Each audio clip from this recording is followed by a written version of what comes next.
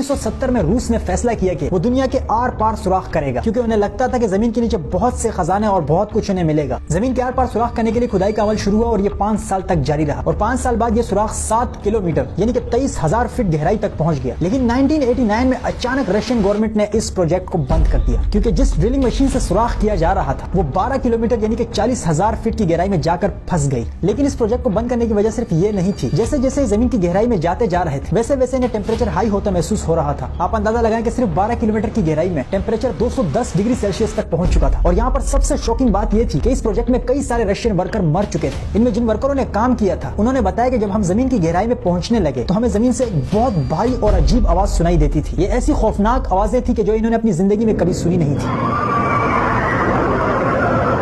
اور ان آوازوں کے علاوہ زمین کے اندر خاموشی کبھی کبھی بہت زیادہ فیل ہوتی تھی، جس کی وجہ سے انہیں بہت زیادہ خوف آتا تھا، اور زمین کے اندر جیسے جیسے گھستے جاتے تھے ان کو اپنا آپ بہت بھاری محسوس ہوتا تھا، جس سے یہ بات پتہ چلی کہ زمین کے اندر جیسے جیسے آپ جاتے جائیں گے تو گریویٹی یعنی کہ کشش ثقل مضبوط ہوتی جائے گی، یعنی زمین آپ کو اپنی طرف مزید زور سے کھینچنے لگے گی۔ ان پراسرار چیزوں کے علاوہ ایک چیز یہ بھی تھی کہ زمین میں جس رفتار سے ڈرلنگ کی جا رہی تھی اس حساب سے یہ لوگ 1140 سال میں صرف زمین کے آدھے تک پہنچ پاتے، تو سوچے آر پار نکلنے میں کتنا ٹائم لگتا۔ بہرحال یہ آج تک کا زمین پر انسانوں کی طرف سے کیا گیا سب سے بڑا سوراخ ہے، جسے کولا سپر ڈیپ بور ہول کے نام سے جانا جاتا ہے، اور اس پروجیکٹ کو ختم کرنے کے بعد اس سوراخ کو ہمیشہ کے لیے ویلڈ کر کے بند کر دیا گیا ہے۔